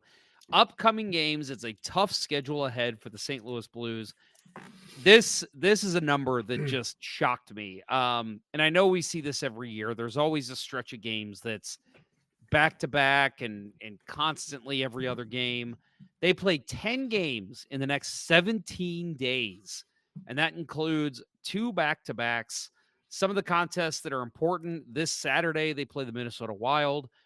Next week, they play the Vancouver Canucks, which clearly is a big game for the playoff run. And then on 3/29, they play the Colorado Avalanche in Colorado. Also want to mention they have 2 games against Nashville and 1 against Chicago.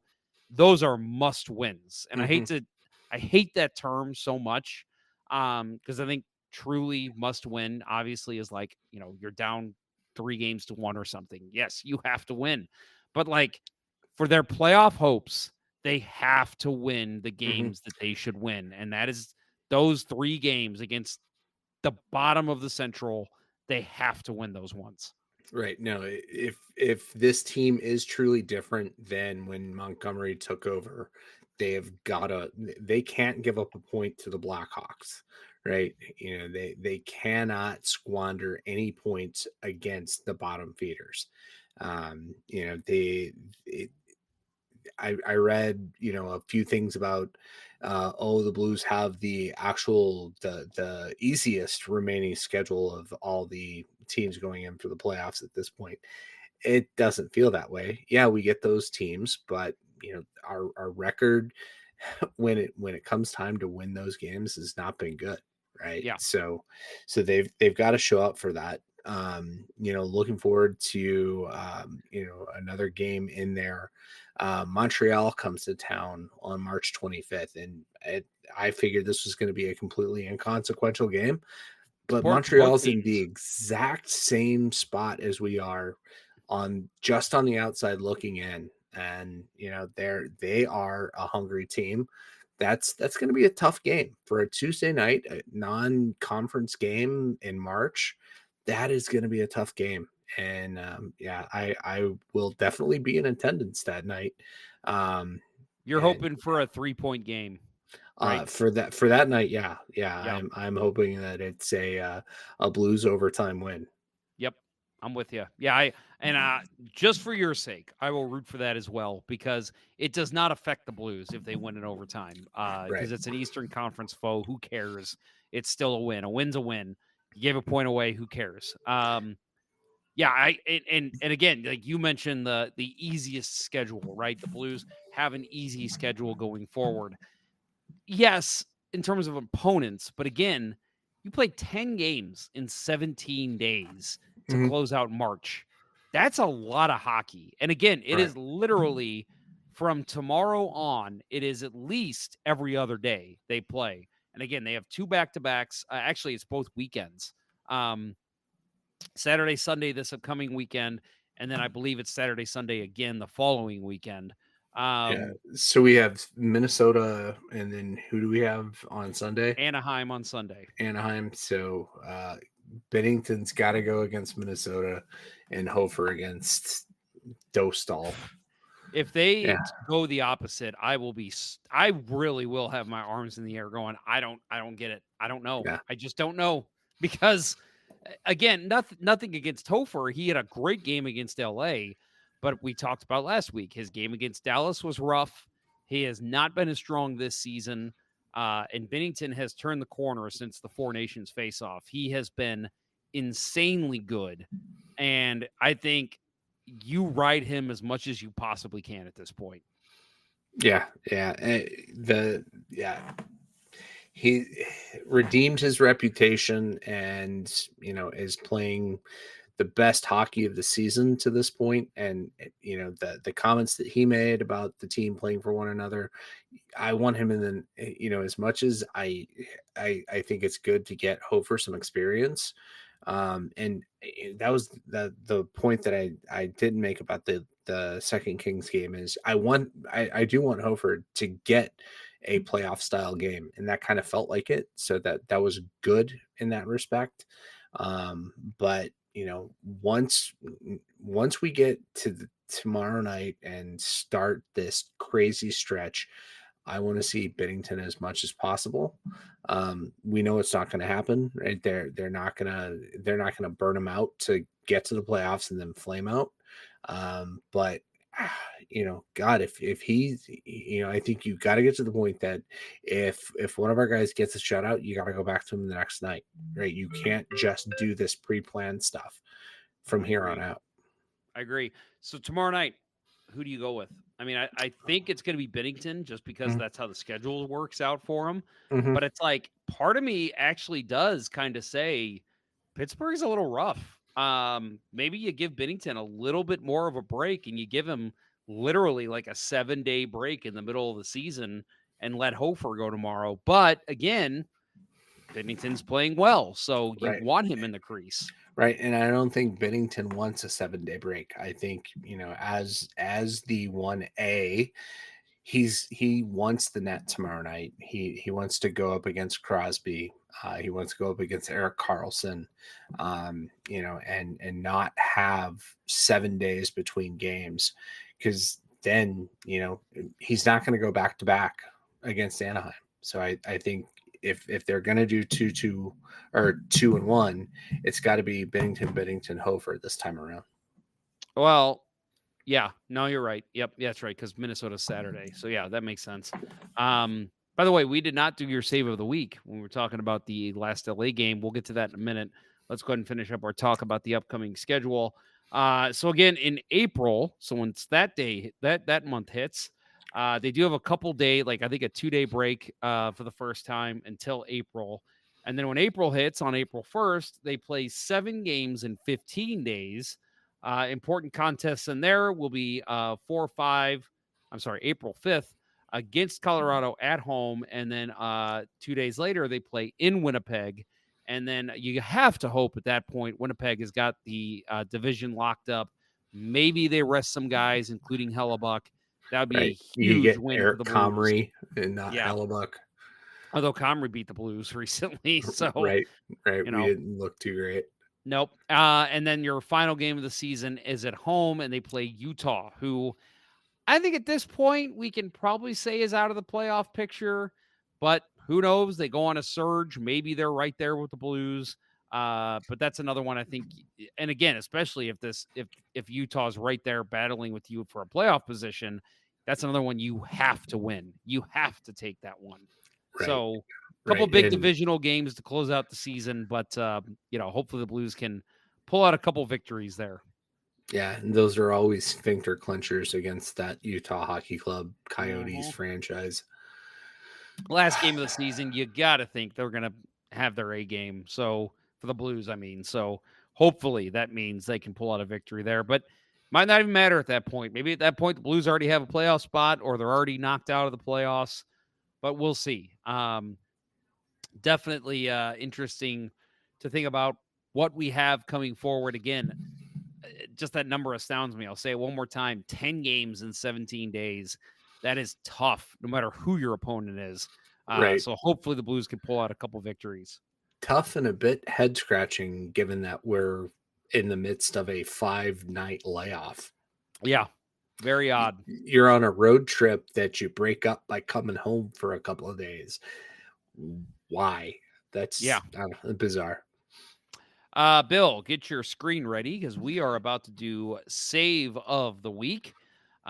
Bill's choice this week, and I'm going to talk slowly.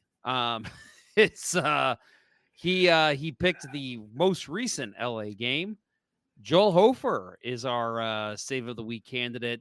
He made a big save on Adrian Kempe as a blocker save, 110 into the third period on Saturday. Getting this pulled up now. Here we go. Bill, Save of the Week. All right. So this comes in, like Jeff said, it's a early in the third period LA power play, which is like this was, I thought, could have been a huge turning point in this game, and Hofer winds up making this incredible save on Adrian Kempe. This is a great passing play, tic-tac-toe, and I mean the best pass in this bunch is Kuzmenko, who they just picked up. Like one of the trades that didn't really even get announced during the deadline, but they got him from Philadelphia for, I think, a third-round pick. Great spin around backhand pass to Kempe, all alone on the other side. Sundqvist doesn't know where he is, but Hofer tracks it. Hofer tracks it the entire way. And my favorite view of this whole thing, and where you can tell Hofer is tracking it, is when you get the behind the goal angle. Watch Hofer's head. And this is why I picked this one, right? Hofer is just, he's on the puck the entire way. And even when Kempe's unloading, this is the angle right here. Watch Hofer's head. He is on that puck when it's coming back towards his arm, right? And he doesn't just let it hit him. He is propelling himself outwards to try to punch the puck away. If it hits the blocker that is going far into the corner, it falls just out of the reach of Anze Kopitar, and the Blues get out of the situation. But an absolutely great read by Hofer. Not surprised by the spinorama, no look pass from Kuzmenko. Throws the arm out, gets enough on it, and just absolute beauty of a save. Had to give it this week to Joel Hofer for that one. Yeah, I said earlier that you could have literally picked like 8, 9, 10 different saves. There was one Binnington made I think it was in the first period of the first LA game of the week. where it was kind of similar. He kind of dashed across, made a great save on a one-timer. I think it was Byfield, and there was no replays anywhere of it. I tried to find it, and I was like, no one posted replays of that save? That was ridiculous. So I'm glad to see hope. Yeah, it led into a break the other way, and it wound up being one of those plays that the NHL replay gurus decided everybody needs to see this 3-minute sequence of play because it was so fantastic. And nobody went back to show that. It was a great save by Binnington, but I thought this was our best opportunity to see all of the just being able to break it down and see it from the different angles and watch Hofer's head tracking that puck the entire way, right? You're right. And maybe it's from talking with you all the time, and I don't know, maybe it's because I'm a hockey nerd, I don't know, but that was something I noticed and called out like while I was watching the game. I was like, this isn't just to throw your body out and hope it hits you. Like, you could see his head watch the puck, and then as soon as it leaves Kempe's stick, he knows where that puck's going, and you see his arm even kind of flinch a little to like come up and make the save. And I just thought, perfect tracking, great eyes, eagle eyes by Joel Hofer. Again, just shows how dialed in he was in that game. Thought he played really, really well in that one, with the exception of that one goal that got called back. But, and again, that was, I mentioned it earlier, that was my worry when that one went in, was I thought that could rattle him, even though it got called back. I hope he, forgets about it. And clearly he did. He played very, very well, especially in that third period.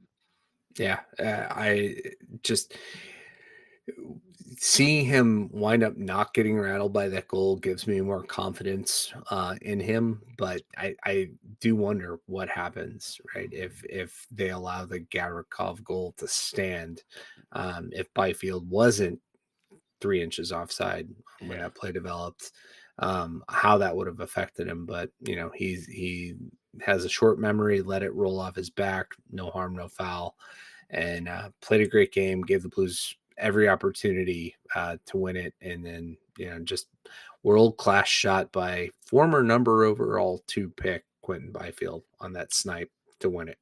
Ken Morris says, good review, Bill, on Hofer's save. Yes, I agree. Always does a great job. Wish we would have done it earlier in the show. But hey, you know what? You're all sticking around. You got to see a beautiful replay there of Joel Hofer's save. And if you're watching it later, or if you're listening to the podcast, hope you enjoyed Bill's breakdown as well. Next up for the Blues. Again, we already talked about some of these games, but they play tomorrow night at Pittsburgh at 6:00. Saturday, they play at Minnesota, 7:00. That actually closes out their season-long 6-game road trip, which they have played very well through. And you mentioned the 5-day layoff here. I think it is kind of nice that they got that in the middle of this road trip, because they were able to come home. They had their was it the casino night they had the other night, and so they've been able to like kind of be back home. I'm sure they all saw Cam Fowler, who welcomed in his child. So nice to see that they were able to come home for a little bit. And obviously they left, I believe, tonight to get to Pittsburgh. Sunday, again, they play the Anaheim Ducks. That's a 5:00 start at Enterprise Center. Tuesday, they go back on the road for a game. March 18th, they play Nashville at 7:00. And then on Thursday, March 20th, they will play the Vancouver Canucks. Circle that one. I'm going to guess that at that point in the season, when we get there on Thursday, that will be the most important game of the year. I'm just going to call it now. We'll talk about it next week, I'm sure. But that will be a very important game. And remember, that is a 6:30 start here in St. Louis. That does also kick off a 4-game homestand, which will be nice to get some home brewing for the Blues since they have been on the road for so long. Bill, I think that'll do it for the show. Anything you want to add before we close it up? Yeah, no, I am super excited about the stretch run. This having 5 days off of not watching, not having the stress of getting everything wrapped up so that I can make sure to get the game in. That's kind of been nice, but looking forward to starting to draw some red lines on the calendar to be in place to watch these games. And this is what we said at the beginning of the year, that we thought the Blues were going to be kind of a fringe team, wild card hopefuls, and that's where we are. And now we get to play some meaningful hockey, and yeah, I'm super excited for it. And I have a really good feeling about this team right now. So that's something I've said the last 3 seasons now, is that if the Blues are playing meaningful hockey in April, I'm happy. And it does seem, I know we're still a couple weeks away from April, but it does seem that's going to be this team. That's how they were last year, 3 years or 2 years ago, not exactly there, but last year they were right there. This year they're right there at this point. To me, that is exciting. And again, I know there's people out there who say, oh, they should be tanking. They should try to get higher picks. I love watching good hockey. And right now, the Blues are playing the best hockey of the season. And it's just made it such a fun atmosphere. I say atmosphere like I'm there. It's just made it fun to watch games. Like, last weekend, I was enthralled at every game. And I'm like, this is great. And then when those games ended, I think it was the LA game ended on Saturday, I was able to turn on the Canucks game, and that is important hockey for the Blues right now. So it's just, I love it. This is the best time of the year for hockey fans. Love the Blues are so close to making it. Yeah, it's no better feeling, right? If they get to the playoffs and you get to that first home playoff game, like that atmosphere is so different. And yeah, it's been too long since we've experienced that here. So by the way, all in. Just as important, Bill, raise a glass.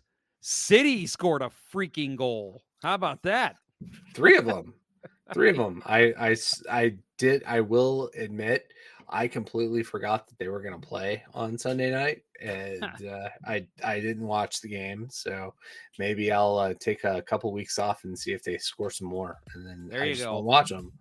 Yep. But yeah, I did watch that game, and yeah, when they scored their first goal, my wife and I went nuts. Like they just won the championship, because it was just like, oh my God, it's not going to be another 0-0 game. Yeah. Yeah. How about that? 3 clean sheets in a row for Berkey. Yeah. He's the captain for a reason, right? Yep. He is the superstar of this team, and rightfully so. But yeah, not too much soccer talk. I'm still very, very, very upset about Liverpool getting bounced from the UCL yesterday. And very tight game. But yeah, terrible draw. But hey, we've got they're still in two competitions, and so they're going to win the Premier League. If they fail this year, it'll be the worst, most epic fail of all time. But there's so much good sports to look forward to. Frozen 4 coming to town. The PWHL takeover. We're all going to be there, thanks to a friend of the show, Adam Gold. And looking forward to that. Yes, Frozen 4. That Mr. Gold even invited my mother, so she's going to be there too, which is awesome. So we'll have a good time. Yep. Awesome. Yep. No, it'll be fun. And it's funny, I was on a Puck podcast again this past week. So if you want to hear my take on the full NHL trade deadline, we did have a long discussion about that. But yeah, I was talking with Eddie Garcia, who's in LA, and I brought that up. I said something about, I'm excited about the Frozen 4 coming here, and then we've got the PWHL takeover. And he was like, whoa, you've got both those things coming to town? I'm like, yep. And like the next month, we're going to have both of them. And he's like, whoa, good time to be a St. Louis hockey fan. And I'm like, hell yeah, it is. Yep. So very exciting. Yeah, I mean, the last time that we had the Frozen Four was 2007. Blues prospects TJ Oshie for North Dakota, Jaden Schwartz for Colorado College, and Ben Bishop for Maine. So I haven't looked it up. Somebody asked me this question the other day, so I'm going to see if you know it before I look it up. What college did Peter Sena go to? He was University of Denver. Oh, I was so close. I said Colorado College. Yeah, I thought he was the same as Schwartz. Yeah, because that he got called up after they got bounced. They were in Colorado. He got called up against Patrick Waugh. Scored against Patrick Waugh, first game. Yep. And that was the highlight of his career. So yes, it was very much so. No, so yeah, I figured I'd ask you. I'm like, I think Bill would probably know because I knew it was in the state of Colorado, but I was like, I was even debating. I was like, was it University of Denver or was it Colorado College? And I went with Colorado College. Damn it. Yeah. Oh, well. Close enough. Close enough. The O'Reillys went to Colorado College as well. That's true. That's, yep. Yeah. All right. So, anything else to add in this show there, Bill? No, I think we've got it covered. All right. Well, we got a big couple games coming up, Blues fans, so make sure you're tuning in. Also, make sure you check out the Let's Go Blues Minute, which has been getting updated pretty much 3 times a week, sometimes 4, more than I originally thought I would, actually. And again, you get to check out the Puck Doku scores that Bill and I have been doing every day. And you get a fun fact, which I don't know if you caught the show today. I did tell a fun story about a former Blues player, personal story of mine. Yeah. Did you catch it today? I did not, and I will tell you, I blame Spotify. I pulled it up, and it played Monday's episode. I'm like, what? I know he put one out today. I'm gonna have to check that.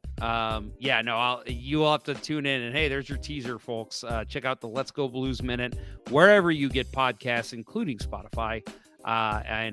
Check out the story that I told at the end of the episode today, because it's a pretty funny one. It's one of my favorite hockey stories, and I actually don't think I have shared it on this show yet. So you'll tune in the Let's Go Blues Minute to hear that one. Ken Morris, thank you. Content. Yes.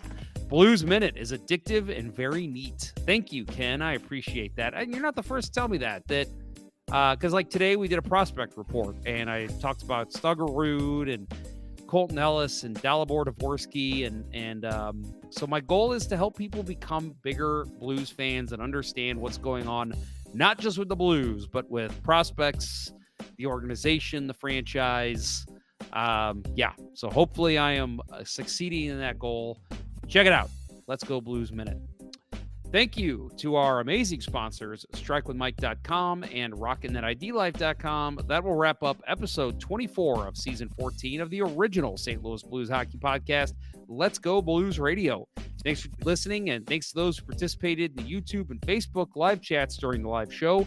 We'll talk with you next week.